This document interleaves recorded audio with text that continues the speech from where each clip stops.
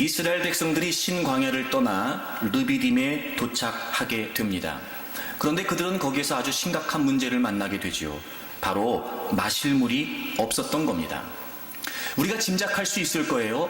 계속되는 광야 생활이 그들에게 얼마나 지치고 피곤했을까. 게다가 여러분, 그 지역은 날씨가 아주 무더운 지역이었고 게다가 물이 많지 않은 지역이었기 때문에 분명히 그들은 갈증이 있었을 겁니다. 도착해서 장막을 치면서 그들은 이렇게 기대하지 않았을까요? 좀 편안하게 휴식을 취하고 그리고 갈증도 좀 해소하면서 이런 어떤 휴식을 그들이 기대했을지도 모릅니다.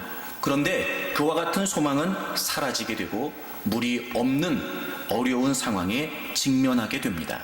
어쩌면 이 상황에 그리고 이 정도의 물이 없다는 건, 갈증을 해결할 수 없다는 건 죽음의 공포와도 같았을지 모르지요. 그래서 그들은 모세를 향해 원망을 하고 그리고 하나님께 원망을 하기 시작합니다. 늘 그랬던 것처럼 모세는 하나님께 부르짖습니다. 하나님, 어떻게 하면 좋겠습니까? 지금 물이 없어 갈증이 허덕이고 있는 이 백성들이 하나님을 원망하고 있고 나를 원망하고 있습니다. 그때 하나님께서 모세에게 명령하세요. 내가 바위 하나를 지명할 테니까 그 바위를 지팡이로 쳐라. 그러면 거기에서 물이 나올 거야. 이렇게 말씀하셨고 모세는 하나님께서 말씀하신 대로 행하게 됩니다. 그래서 갈증의 고통 중에 있었던, 갈증의 어려움 가운데 있었던 그들이 반석에서 나오는 물을 먹고 그 갈증을 해결하게 되죠. 그런데 저는 한 가지 이상한 게 있었어요. 여기서 끝나면 되는데 오늘 본문이 그렇게 끝나지 않은 게 좀 이상했습니다. 제가 지금 설명드린 내용이 6절까지의 내용이에요. 물이 없었고 우리가 충분히 이해할 수 있습니다. 물이 없다는 것 때문에 불평할 수 있었을 것이다. 그래서 하나님은 모세를 통해서 반석을 치게 하셨고 그리고 그 반석에서 물이 나왔어요. 자, 여러분 생각을 해보세요. 반석에서 물이 나와서 목말랐던 그들이 물을 먹었다는 건 단순한 상황이 아니에요. 자, 보세요. 이 당시에 학자들에 의하면 장정만 60만 명이에요. 장정만. 그래서 대부분 학자들이 어린아이, 부녀자들을 다 포함해서 약 200만 명이라고 예상을 해요. 200만 명. 그럼 보세요, 여러분. 바위를 쳤더니 바위에서 물이 나왔어요. 얼마나 많은 물이 나왔냐면 그 약 200만 명이 갈증을 해소할 수 있을 만큼 물을 먹었다는 거예요. 여러분, 그 광경이 상상이 되세요, 지금? 아직도 감이 안 와요? 생각을 해보세요, 생각을.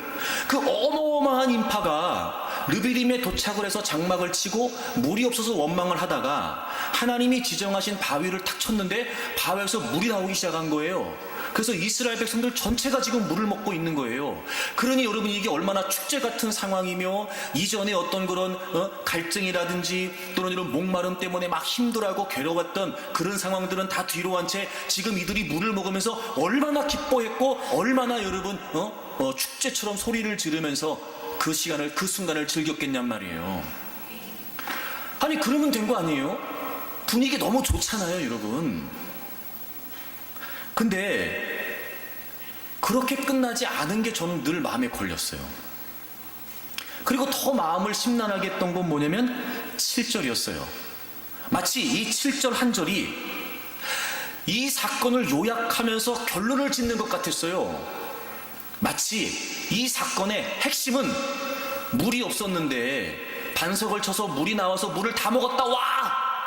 이게 끝이 아니라는 걸 우리에게 알려주듯이 오늘 이야기의 마무리는 7절인 거예요. 그게 늘 마음에 걸렸어요. 여러분, 7절을 다시 보시면 그는 모세지요? 그곳의 이름을 마사 또는 무리바라 불렀어요. 마사라는 뜻은 시험하다, 이런 뜻이에요. 무리바라는 뜻은 다투었다, 이런 뜻이에요. 그러니까 지금 물을 먹고 다 기뻐하고 좋아하고 있는 상황인데 이 마지막 결론은 긍정적인 결말로 끝난 이 사건의 흐름과 좀 반대되는 것 같지 않으세요? 그래서 그곳의 이름을 물이 나왔다 내지는 반석에서 물이 터졌다, 이런 기분 좋은 이름으로 명명하면 좋았을 걸, 모세는 이 상황의 분위기와는 전혀 반대되게 시험했다, 다퉜다, 이렇게 지금 그 지역의 이름을 명명한 겁니다. 그들이 여호와를 시험하여 이르기를, 하나님을 시험했다는 거예요.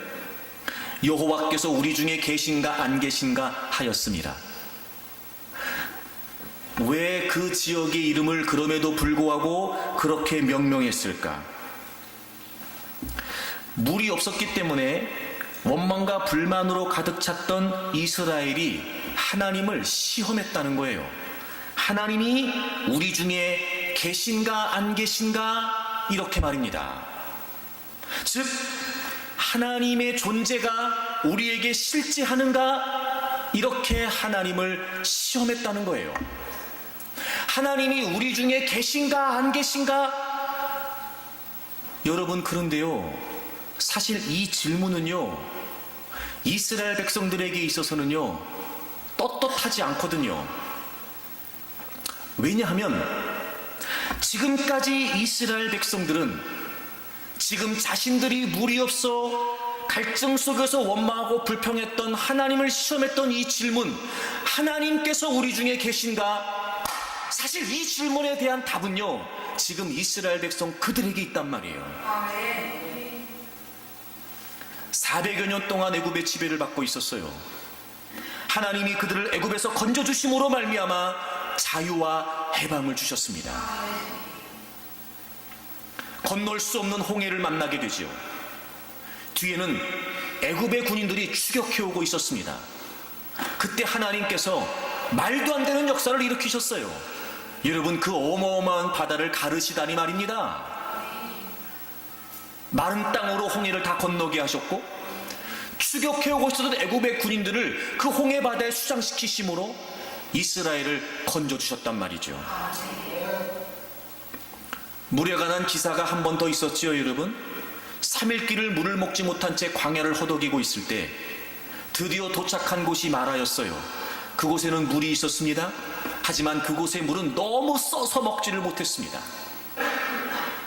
그때 하나님께서 모세를 통해 한 나뭇가지를 그 물에 던지라고 하셨고, 도무지 써서 먹을 수 없었던 그 물이 단물이 되어 이스라엘 백성들은 갈증을, 목마름을 해결할 수 있었단 말이죠. 계속되는 광야의 여정에 먹을 게 풍성했겠습니까, 여러분? 비록 여러분 애굽에서는 노예 생활을 하고 있었으나 먹을 건 넉넉히 먹었어요. 근데 계속 이동을 하면서 광야를 가다 보니 여러분, 그들이 먹을 것이 풍성할 리가 없지요. 하나님, 우리가 지금 이 광야길에서 다 기진맥진하겠습니다. 우리가 다 굶주려 죽게 생겼습니다. 그때 하나님께서 이스라엘 백성들에게 만나와 메추라기를 내려주세요. 거기까지가 16장이었거든요. 여러분, 하나님이 우리 중에 계신가 안 계신가? 여러분, 그 질문에 대한 답은요, 이스라엘 백성들 안에 있었다니까요. 근데 지금 그들은 하나님을 또 시험하는 겁니다. 즉 하나님을 믿지 않았다는 거예요. 하나님이 그들 중에 역사하시는 사실이 분명하고, 하나님이 여전히 그들과 함께 하시는 사실이 자명함에도 불구하고, 지금 또 목마름이라고 하는 상황을 만나 그들은 하나님이 계신가 안 계신가, 지금 하나님을 불신하고 있는 거예요. 불신과 신뢰 사이에서 지금 이스라엘 백성들의 광야의 여정은 계속되고 있는 겁니다. 불신과 신뢰 사이에서. 그러니까 오늘 이 이야기의 주된 핵심은 물이 없었는데 반석에서 물이 터져 나와 물을 먹었다, 이게 아니었던 거지요. 여전히 그들 중에 함께 하셨던 하나님을 온전히 신뢰하지 못한 채, 또 하나님이 계신가 계시지 않으신가 그렇게 스스로 하나님을 불신했던 이스라엘 백성들의 그 그릇된 모습을 기억하도록 이 기사가 기록됐다는 거예요. 그래서 그 지역의 이름을 물을 먹었다, 반석에서 물이 나왔다, 이게 아니라 그 지역의 이름을 마사, 시험했다, 무리바 다퉜다 라고 하는 의미의 지명으로 명명하게 된 거예요. 불신과 신뢰 사이에서 여러분, 우리가 끊임없이 마주하게 되는 갈등입니다. 불신과 신뢰 사이에서. 특별히 여러분, 이 상황은 우리에게 더 와 닿을지도 모르죠. 물이 없다는 거 말입니다. 물은요, 우리 생활에 꼭 필요한, 우리의 생존에 꼭 필요한 것입니다. 물이 없다는 건 심각한 문제를 넘어서서 어쩌면 우리의 삶을 근본적으로 위협하는 치명적인 문제가 될 수도 있다고 여겨집니다. 그러니 지금 이스라엘 백성들이 원망하고 불평하는 모습은 우리의 모습과 다르지 않고 우리도 얼마든지 이해하고 공감이 되는 장면이기도 하죠. 그럼에도 불구하고 하나님은 그걸 기뻐하지 않으셨던 거예요. 우리도 이스라엘 백성들과 다르지 않을 겁니다. 지금까지 우리가 살면서 늘 편안하지만은 않았습니다. 지금까지 우리가 살아오면서 늘 녹록하지만은 않았습니다. 얼마나 힘든 일이 많이 있었으며 얼마나 고통스러운 순간들이 많이 있었고, 그리고 지금도 여전히 우리는 힘겨운 과정을 살아가고 있는지도 모르지요. 사랑하는 여러분, 불신과 신뢰 사이에서 지금 여러분은 어느 편에 서 계십니까? 불신과 신뢰 사이에서 언제까지 그런 모습을 우리가 되풀이하고만 있어야겠습니까? 우리도 하나님께서 우리 중에 계신가 안 계신가 이렇게 하나님을 시험하고 있는 건 아닙니까? 하지만 여러분, 저는 여러분들이 하나님을 온전히 신뢰할 수 있기를 바랍니다. 그럼에도 불구하고 하나님이 나와 함께 하신다는 사실을 잊지 않고, 비록 모든 사람이 불평할 수 있고 모든 사람이 불신할 수 있는 자리에서라도 나는 하나님을 신뢰하겠습니다. 하나님을 신뢰하는 믿음으로 살아가는 여러분들이 되시기를 바랍니다. 불신과 신뢰 사이에서 그러면 여러분, 우리가 어떻게 하나님을 신뢰할 수 있을까요? 하나님을 신뢰한다는 것이 과연 무슨 의미일까요? 오늘 그 말씀을 여러분과 함께 좀 나누어 보려고 합니다. 첫 번째, 여러분 1절을 좀 보실까요? 1절. 이스라엘 자손의 온 회중이 여호와의 명령대로 신 광야에서 떠나 그 노정대로 행하여 르비딤에 장막을 쳤어요. 근데 물이 없었습니다. 지금 그들이 신 광야를 떠나서 르비딤에 장막을 쳤던 이 여정은 하나님의 명령대로, 그 노정대로 행한 거예요. 그 노정대로 하는 이 표현이 계획된 여행의 경로가 있었다는 거예요. 계획된 여행의 경로.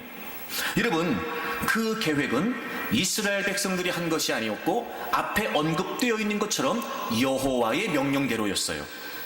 그러니까 하나님께서는 그 삭막한 광야에서 이스라엘 백성들이 장막을 칠 곳과 여행해야 될 것들을, 그 길들을 끊임없이 하나님이 가르쳐 주시면서 인도하셨고, 이스라엘 백성들은 그렇게 이동해 오고 있었던 거예요. 꼭 여기만이 아니라 출애굽부터 시작하여 계속해서 지금 그들의 모든 행로는 하나님께서 인도하셔서, 하나님께서 이끄셔서 그곳에 있게 된 것이었습니다. 그러니까 하나님이 지금 르비딤의 장막을 치게 하신 거예요. 그런데 물이 없었던 거죠.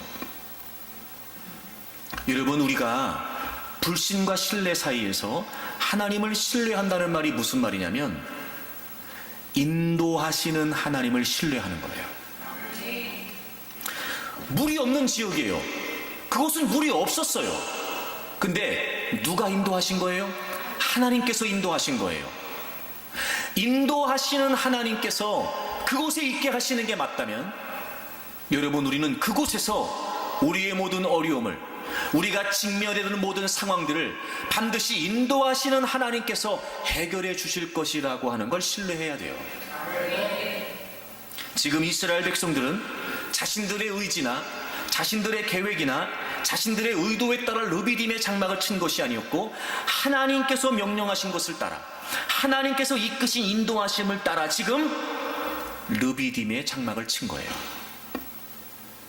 그럼 적어도 그 인도하신 하나님을 신뢰한다면 여러분, 물이 없어 어려움을 당하고 있을 때 그들이 해야 될 일은 물이 없다는 것 때문에 원망하고 불평할 것이 아니라 인도하신 하나님을 향해 하나님께서 인도하셔서 우리가 여기에 왔습니다. 그런데 하나님, 마실 물이 없네요. 그럼에도 우리는 하나님을 신뢰합니다. 하나님 도와주십시오. 하나님 해결해 주십시오. 하나님, 우리가 이 상황에 이런 갈증을 어떻게 해결해야 되겠습니까? 인도하신 하나님이 좀 도와주십시오. 이게 다른 거예요, 여러분. 불신과 신뢰 사이에서 하나님이 인도하시는 인도하심 가운데도요, 얼마든지 어려움이 있을 수 있다는 겁니다. 근데 우리에게는 하나님을 믿는 믿음 때문에 막연한 맹목적인 긍정을 기대하고 있는지도 모르죠. 하나님이 인도하시니까 당연히 문제가 없을 거야. 하나님이 인도하시니까 당연히 다 잘 될 거야. 하나님이 인도하시니까 부족함이 없을 거야 라고 생각하고 있는지도 모르죠. 하지만 여러분, 하나님을 신뢰한다는 건 그런 의미가 아닌가 봅니다. 그럼에도 불구하고 우리가 더 근본적으로 하나님을 신뢰한다는 건 지금 하나님께서 내 길을 인도하고 계시다는 거예요. 내 길을 인도하고 계신다. 그러므로 여러분, 우리는요, 하나님이 우리를 인도하신다는 사실을 신뢰하고 어떤 어려움과 어떤 문제를 만난다 할지라도, 아니 어떤 어려움과 문제가 예상된다 할지라도 우리는 하나님의 인도하심을 신뢰할 수 있어야 돼요. 저는 여러분이 어떤 문제를 만나도 여기까지 여러분을 인도하신 하나님을 온전히 신뢰할 수 있기를 바랍니다. 때로는 여러분, 우리가 믿음으로 살아가는 믿음의 행보 속에 예상하지 못했던 문제를 만나기도 하고 정말 감당하기 버거운 상황을 만날 수도 있을 겁니다. 그럼에도 불구하고 지금 여러분을 이끌어 가시는 분, 바로 그 하나님이 여러분을 인도하신다라고 하는 사실을 신뢰할 수 있기를 바랍니다. 그래서 여러분, 우리는 늘 잊지 말아야 될 사실이 성경의 여러 가지 많은 기사들을 통해 인도하시는 하나님께서 그 하나님의 인도하심을 따라가는 하나님의 사람들을 어떻게 책임져 주시는지를 늘 우리는 눈여겨볼 필요가 있어요. 제가 좀 전에 말씀을 드렸던 것처럼 이스라엘 백성들의 모든 여정은 하나님의 인도하심이었습니다. 출애굽을 하고요, 역시 하나님께서 그들을 이끄셔서 홍해 앞에 장막을 치게 하셨어요. 근데 그 홍해는 도무지 건널 수 없는 바다였고, 그리고 마음이 변한 바로가 다시 군인들을 출동시켜서 이스라엘 백성들을 추격하게 되는 겁니다. 꼼짝없이 여러분, 도간에 든 쥐가 된 거지요. 아하, 하나님이 인도하시는 중에도요, 이런 사면 초과와도 같은 상황을 만날 수도 있는 거예요. 그뿐만이 아니라 광야길 3일길을 걸어가고, 그래서 하나님의 인도하심을 따라 마라라고 하는 곳에 도착을 했는데, 여러분, 물 한 모금 먹지 못했던 그들이 얼마나 물을 기대했을까. 그리고 그들의 기대처럼 그곳에는 물이 있긴 있었습니다. 하지만 그 물은 써서 먹지를 못했어요.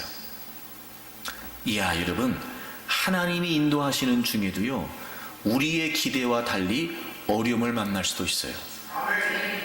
이제 이쯤 되면 뭔가 될 듯 싶다. 이 정도 되면 우리가 원하는 게 이루어질 수도 있겠다 싶었는데 하나님의 인도하심을 쫓아왔으나 여전히 그 물은 쓴물이어서 먹을 수 없는 상황이 돼버린 겁니다. 그렇게 여러분, 우리의 필요가 때로는 일시적으로 공급되지 않는 상황을 만날 수도 있다는 거죠. 하나님의 인도하심을 따라가는데 오늘 르비딤에서 이스라엘 백성들이 물이 없는 어려운 상황을 만난 것처럼 하나님의 인도하심을 따라가는데 여전히 여러분, 우리에겐 메마름이 있는 거예요. 부족함이 있는 거예요. 적어도 좀 하나님의 인도하심을 따라간다면 하나님이 좀 그렇게 하지 않도록 그런 고통과 어려움을 겪지 않도록 좀 더 편안하고 그리고 좀 더 풍성하게 이끌어 가시면 참 좋겠습니다만, 우리의 기대와는 달리 하나님의 인도하심 속에도 이런 일은 있을 수 있다는 거예요. 하지만 여러분 잊지 마십시오. 그런 상황에서요, 반드시 하나님은 이스라엘 백성들이 겪고 있는 모든 문제들을 해결해 주셨다는 거예요. 하나님의 인도하심이 분명하다면 여러분, 우리는요, 그곳에 있게 하시는 하나님을 신뢰해야 됩니다. 반드시 하나님이 책임져 주실 거예요. 일시적일 뿐입니다. 공급이 끊어진 것 같고 필요가 채워지지 않는 듯하고 우리가 남달리 어려움을 겪을 수도 있다고 보지만 일시적일 뿐, 인도하시는 하나님께서 반드시 그 모든 문제를 해결해 주십니다. 그럼 이제 문제는 뭐냐면, 진짜 인도하시는 하나님을 신뢰한다면 그 상황 앞에 있는 우리의 반응이 달라야 돼요. 우리의 반응이. 그러니까 불신과 신뢰 사이에서 인도하시는 하나님을 신뢰한다는 건 무슨 말이냐면 우리의 반응이 다른 거예요. 오늘 본문에 보시면 이스라엘 백성들은 이렇게 하죠. 2절에 보면 백성이 모세와 다퉜다 이렇게 돼 있어요. 여러분이 다퉜다라고 하는 말이 항의했다 혹은 대항했다 이런 뜻인데요, 이거는요 주목질까지 포함한 단어랍니다. 그러니까 실제로 이스라엘 백성들이 모세를 쳤다 이런 의미보다는 그렇게 무력을 행사할 법한 그런 강력한 항의가, 강력한 다툼이 지금 이스라엘 백성들과 모세에게 있었다는 거죠. 3절은 그들이 원망했다 이렇게 돼 있어요. 그러니까 원망하고 다투었어요. 원망을 넘어서서 이제는 다투기까지 했죠. 그리고 심지어는 그들이 하나님을 시험하게 됩니다. 2절에 보시면 너희가 어찌하여 여호와를 시험하느냐 이렇게 되어 있어요.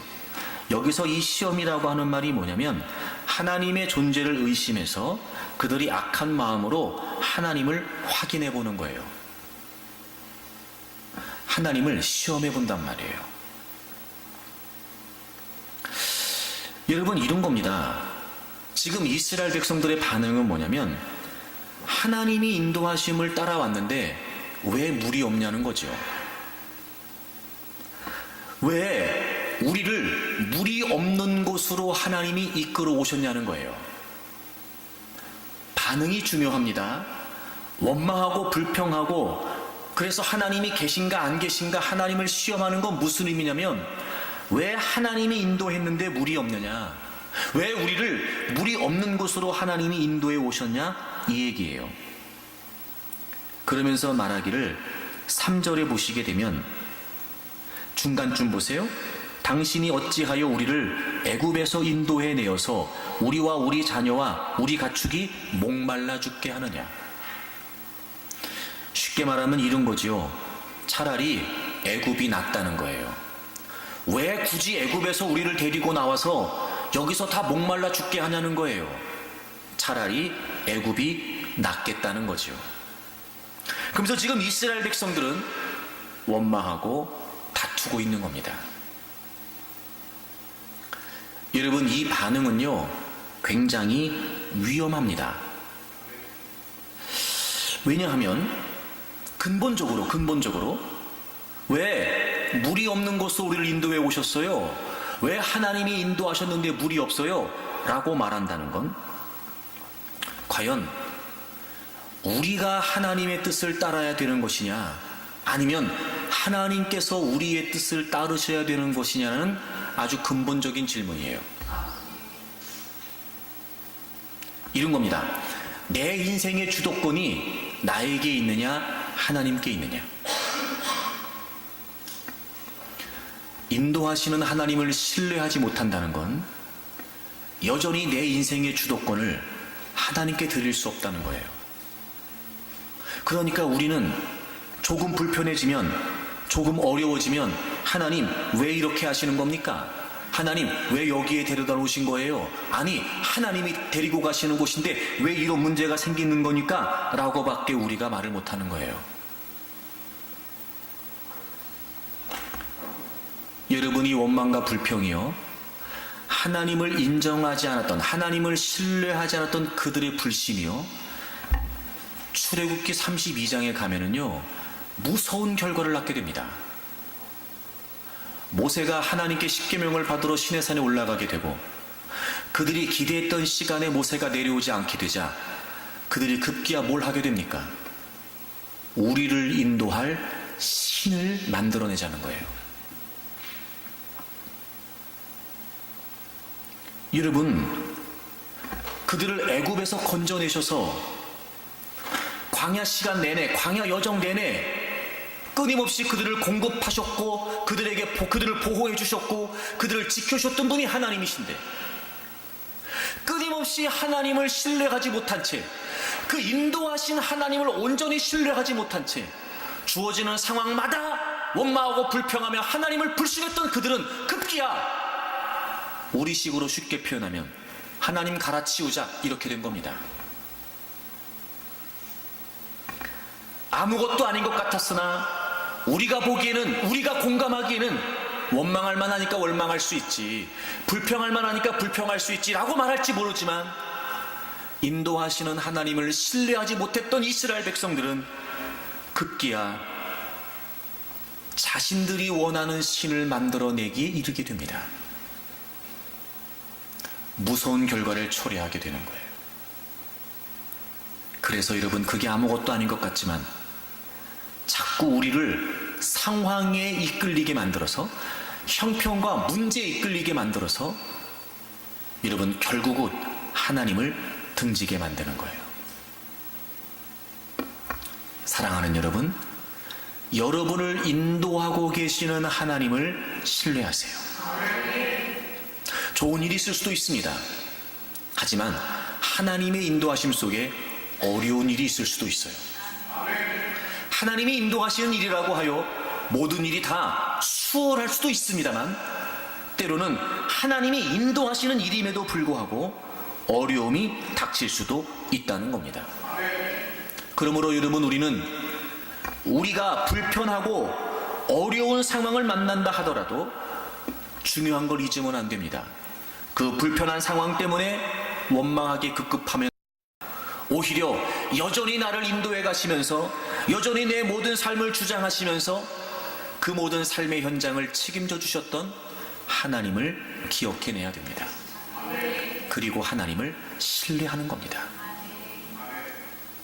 그러면 여러분, 우리가 직면하고 있는 그 문제까지도 하나님은 반드시 해결해 주신다는 거죠. 이 인도하시는 하나님을 신뢰하지 못하여 우리가 원망하고 불평하는 게 무슨 일이냐, 그게 왜 이렇게까지 불신으로 이어질 수밖에 없게 되냐면, 그것은 우리가 하나님이 이끌어 가시는 그 길을 잃어버리게 되기 때문에 그래요. 왜 하나님께서 하나님의 인도하심을 신뢰하지 못하는 이스라엘 백성들을 불신이라고까지 이야기하시는 거냐면, 그 인도하시는 하나님의 길을 망각하기 때문에 그렇습니다. 여러분, 시편을 좀 찾아보시겠어요? 시편 95편을 보겠습니다. 이 무리바 마사에서의 사건을 시편 95편이 언급하면서 이렇게 설명하고 있습니다. 시편 95편 8절을 보세요. 너희는 무리바에서와 같이 또 광야의 마사에서 지냈던 날과 같이 너희 마음을 완악하게 하지 말아라. 여러분, 그 무리바에서 마사에서 이스라엘 백성들이 하나님을 불신했던 근본적인 이유가 뭐냐면 그들의 마음이 완악했기 때문이었어요. 강팍해져 있었다고요. 하나님을 신뢰하지 못한 채, 인도하시는 하나님을 기대하지 못한 채 주어지는 불편한 상황 때문에 원망하고 불평하는 거, 여러분 그거요, 우리의 심령이 완악해진 결과예요. 그러니까 그만큼 하나님을 향한 우리의 마음이 굳어져 버린 거예요. 그만큼 하나님을 향한 우리의 심령이 굳어져 버린 거지요. 그러면서 그때에 9절 보세요. 그때에 너희 조상들이 내가 행한 일을 보고서도 나를 시험하고 조사했다는 거예요. 그러니까 이미 하나님이 인도하신 과정 속에 하나님의 역사가 분명히 있었고 책임지셨으며 해결해 주셨던 은혜가 있었음에도 불구하고 하나님을 또 시험했다는 거예요. 그러면서 하나님이 10절에 이렇게 말씀하세요. 내가 40년 동안 그 세대로 말미암아 근심하여 이르기를 그들은 마음이 미혹된 백성이라 내 길을 알지 못한다. 여기서 미혹됐다는 말이 무슨 말이냐면요, 여러분, 길을 잃어버린다는 거예요. 길을 잃어버린다. 그러니까 하나님의 인도하심으로부터 벗어나 스스로 판단하고 스스로 결정하여 하나님의 뜻에 불순종하는 거예요. 그도 그럴 것이 마음이 완악해져 있어요. 하나님의 말씀을 따르지 않고 있다고요. 그런데 그 완악한 마음으로 생각하고 결정하여 행동한다는 건 당연히 하나님의 길에서 벗어날 수밖에 없는 거예요. 그래서 미혹이라는 표현을 쓰신 거예요. 미혹된 백성이 내 길을 알지 못한다는 거예요. 왜 불평이 되고 왜 원망이 앞서게 되냐면요, 우리의 마음이, 우리의 심령이 굳어짐으로 말미암아 미혹돼 버린 거예요. 그래서 하나님께서 인도하시는 그 길을 알아차리지 못하는 거예요. 여러분, 참 이게 얼마나 불행한 일이냐면요, 하나님을 믿는다라고 말하면서 믿음으로 생활한다고 말하면서 우리의 마음이 미혹되어서 지금 하나님께서 인도하시는 것이 보이지가 않는 거예요. 하나님께서 인도하시는 것이 깨달아지지가 않는 거예요. 그러니 불행이죠. 적어도 하나님을 믿는다면, 내가 하나님을 믿는 믿음으로 살아가기로 결정했다면 지금 내 삶을 하나님께서 이끌어 가신다, 인도해 가신다는 사실이 분명히 될 텐데, 여러분, 우리가 그걸 자꾸 잃어버리는 거예요. 미혹됐다고요. 그래서 하나님께서 너희가 그때처럼 그렇게 나를 시험했던 것처럼 하지 말라는 거예요. 그리고 하나님이 아주 중요한 약속을 주세요. 여러분, 6절부터 보세요. 6절. 오라, 우리가 굽혀 경배하며 우리를 지으신 여호와 앞에 무릎을 꿇자. 첫째, 하나님은요, 우리를 지으신 분이라는 거예요. 하나님은 우리를 만드셨다는 거예요. 그 다음에 7절에 보시면 그는 우리의 하나님이시오, 우리는 그가 기르시는 백성이고 그의 손이 돌보시는 양이라는 거예요. 하나님이 우리를 창조하셨어요. 그뿐만이 아니라 하나님은 우리를 기르신답니다. 그리고 하나님의 손으로 우리를 돌보신대요. 마치 목자가 양을 인도하고 목자가 양을 지키고 목자가 양을 돌보는 것처럼 우리를 인도하시는 하나님은 우리를 지으셨고 우리를 기르시고 우리를 돌보신다는 거예요. 그러니까 어떤 상황을 만나도 하나님의 인도하심 속에 있다면 두려워하거나 염려하지 말라는 거예요. 반드시 그분께서 우리를 지키실 것이고 우리를 보호하실 것이며 만약에 부족한 부분이 있다면 반드시 그분께서 채우실 거라는 거예요. 책임지시겠다는 거죠. 그러니 하나님을 시험하지 말라는 거예요. 그러니 하나님을 시험하여 원망하며 불평부터 하지 말라는 거예요. 정말 하나님의 인도하심을 신뢰하고 하나님의 역사를 기다리라는 거죠. 이스라엘 백성들을 하나님이 인도하시면서 한 번도 이스라엘 백성들을 어려운 문제 가운데 내버려두지 않으신 것처럼 그들은 아우성을 쳤고 그들은 하나님을 시험했고 그들은 하나님께 다투었지만 하나님은 그들의 모든 문제를 책임져 주셨던 것처럼 우리가 해야 될 몫은 인도하시는 하나님을 신뢰하는 거예요. 그럼 여러분, 우리가 이런 생각할 수 있잖아요. 저는 솔직히 그런 마음이 들었어요. 그러면 어차피 그렇게 돌보시고 어차피 그렇게 이끌어 주실 것 같으면 그냥 편안한 상황으로 이끌어 가시면 되잖아요. 편안한 상황으로. 제가 전에 쓴물과 단물 사이 설교할 때도 그런 말씀 드렸는데, 아니 어차피 그 쓴물을 단물 만드실 거 아니 애초부터 단물을 주시면 되지 왜 굳이 쓴물 다음에 단물을 겪게 하시냐 말이에요. 공감이 되게 빨리 되는 것 같으네 지금. 여기 무리바도 마찬가지예요, 여러분. 어차피 그렇게 하나님이 이끄셔서 르비딤에 도착을 했어요. 장막을 치고. 우리 그렇잖아요. 좀 편안히 좀 여러분 목도 축이고 편안하게 좀 휴식을 취하면서. 여러분 그러면 얼마나 좋냔 말이에요. 속으로는 다 아멘을 크게 할 거면서 가만히 계시네. 저도 그래요, 여러분. 저도. 이왕이면 여러분 좀 편안하게 여러분 이렇게 좀 할 수 있도록 좀 뭔가 보장이 되는 듯하고 뭔가 여러분 이렇게 좀 확실한 듯한 그런 것이 있어서 어려워하거나 힘들어하지 않고 하루하루를 보낼 수 있으면 얼마나 좋겠냔 말이에요. 솔직히 여러분 우리끼리 얘기지만 우리의 인생이라는 게 그런 거예요. 그냥 오늘 하루 좀 편안한 것 같아도요, 내일 뭔 일이 생길지 모르니까 그 편안한 게 아니더라고요. 그죠? 그냥 오늘 하루 감사하면 되는데 참 우리 인생이 그래요. 오늘 하루 감사하고 그냥 오늘 하루 내가 편안한 것에 만족하면 되는데요, 참 희한한 거는요, 내일이 또 걱정되는 거야, 우리는 또. 그래서 오늘의 평안함도 누리지 못한다니까요, 여러분. 우리가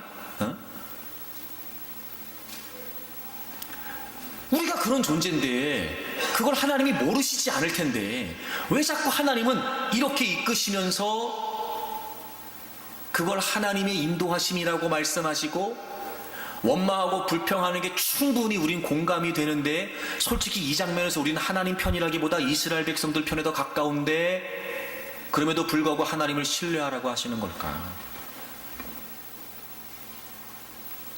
제가 막 고민을 했어요. 왜 그러는 걸까 하다가 사도 바울의 고백에서 답을 찾았어요. 여러분 고린도 후서 1장을 좀 찾아보세요. 하나님께서 이런 상황을 통해 원하시는 뜻이 이거 같아요. 8절을 보겠습니다.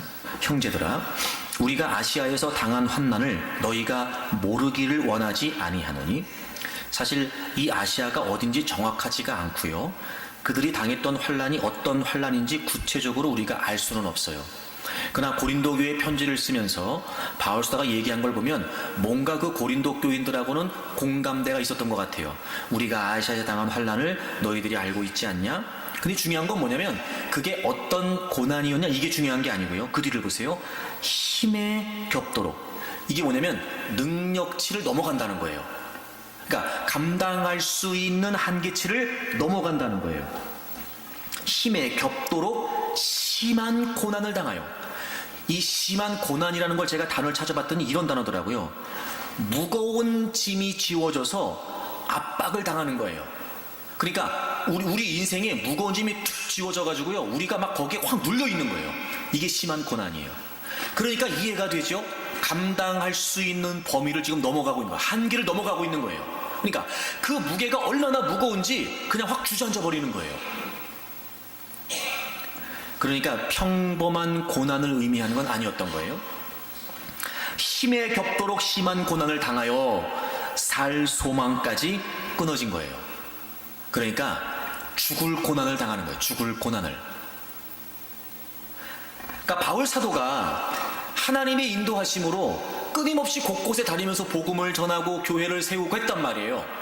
그런 여러 가지 과정에 그가 지금 고백하기를 내가 힘에 겹도록 너무나 무거운, 감당하기조차 어려운 죽음의 고통스러운 그런 어려움을 내가 당했다는 거예요. 그러면서 9절에 보시면 우리는 우리 자신이 사형 선고를 받은 줄 알았대요. 사형 선고를 받은 줄 알았대요.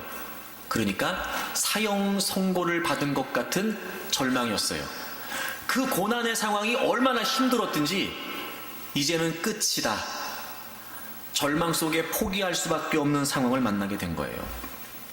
근데 여러분 그 상황에서요, 바울 사도가 이런 고백을 해요. 이는, 그 이유를 해석하는 거예요. 이는 우리로 자기를 의지하지 말고 오직 죽은 자를 다시 살리시는 하나님만 의지하게 하십니다. 보세요. 우리가 인생을 살아갈 때 두 가지 길이 있습니다. 첫째는 자기를 의지하는 거예요. 둘째는 하나님만 의지하는 거예요. 바울도 그랬던 거예요. 어느 정도는 자기를 의지했던 마음이 있었나 봐요.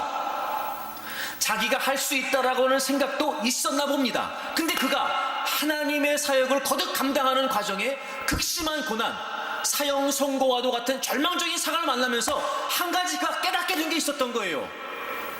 그런 어려운 상황을 통해서 자기를 의지하지 말고 자기를 의지했던 모습을 버리고 오직 하나님만을 의지하도록 죽음의 문턱에 다다랐던 엄청난 고통 속에서 나를 의지하면 안 되고 오직 하나님만을 의지해야 되는구나 라고 하는 사실을 깨닫게 되었다는 거예요. 여러분, 하나님께서 하나님의 인도하심을 신뢰하라고 말씀하시면서 그저 만만한 상황만 주시는 것이 아니라 정말 때로 우리가 감당하기 어려운 상황으로도 이끌어 가시는데, 그럼에도 불구하고 그런 이유가 뭐냐? 하나님이 우리를 너무 잘 아시는 거예요. 그런 어려운 상황들을 통해 철저하게 자기 자신을 포기하게 하시는 거예요.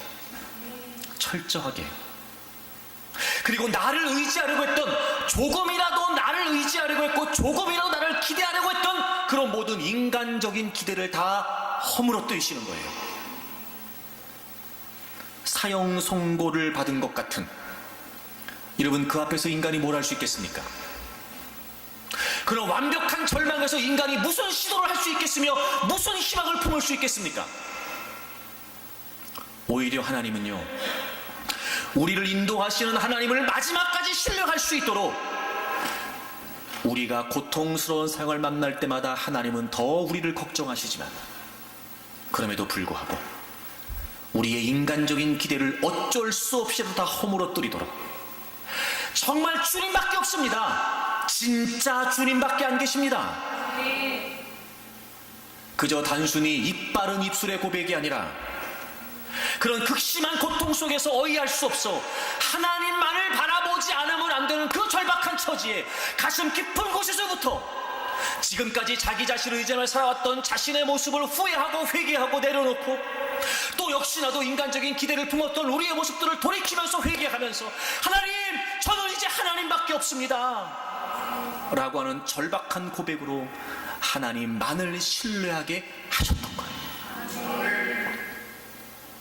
그래서 하나님은 하나님의 인도하심 속에 고통을, 고난을, 목마름을, 갈급함을 두시고 우리로 하여금 자기 자신을 의지하지 말고 오직 하나님만을 의지하게 하셨던 거예요. 더 깊은 의미는 무엇이 있을까요? 그럼 왜 이렇게까지라도 해서 하나님은 우리가 전적으로 하나님만을 의지하고 하나님만을 신뢰하게 하시는 걸까요? 그래야 우리가 끝까지 믿음을 지킬 수 있기 때문이에요. 그래야 우리가 우리 삶에 부여하신 그 하나님의 뜻을 마침내 이루어낼 수 있기 때문에 그런 거예요. 때로는 오늘 하루 또 하나님 바라봐야 됩니까? 내일 또 하루 하나님 바라보고 살아야 됩니까? 아니, 하나님 그냥 일주일 살아갈 수 있게 주세요. 일주일. 나 그냥 일주일만 좀 보장돼도 난 감사할래요, 하나님. 아니라는 거예요. 그렇게 때로는 또 하루아침에 눈을 뜨고 하나님의 은혜를 구해야 되고, 여러분, 하루를 마무리하면서 여러분 눈을 감으면서 잠을 청하면서 또 오늘도 하나님의 은혜로 보냈네, 감사합니다 라고 그렇게 잠이 들지만, 또 여러분 아침에 눈을 뜨게 되면 오늘은 또 하루 어떻게 살아가야 되나 싶은 마음이 들 정도로, 그렇게 여러분 우리가 하루하루를 살아가야 되는 인생이 되는 것이 때로는 지겨울 수도 있고, 때로는 꼭 이렇게까지 살아야 되나 싶은 마음도 들고, 에라 모르겠다, 믿음이고 뭐고 내 살 길 찾자 싶은 마음이 들 때도 없지 않아 있지만,